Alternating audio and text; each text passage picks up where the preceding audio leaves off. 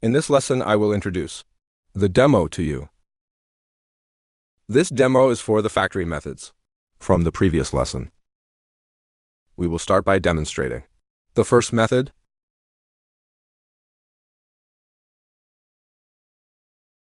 Here, the first method is newFixedThreadPool.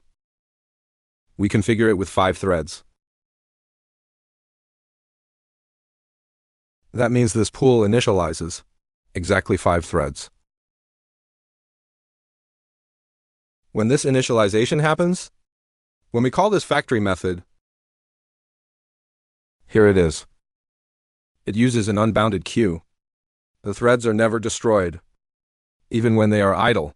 That means when there are no tasks being executed,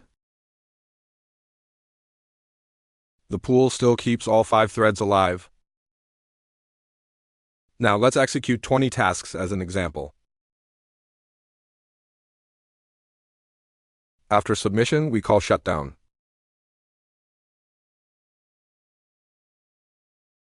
This is suitable for CPU-bound tasks because we already know the number of threads in the pool in advance. Next, let's run it and see the result.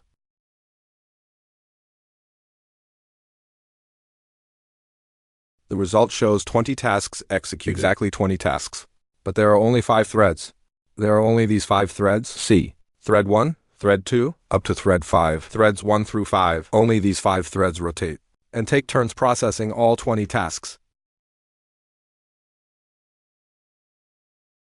Thank you. I hope this is clear. See you in the next lesson.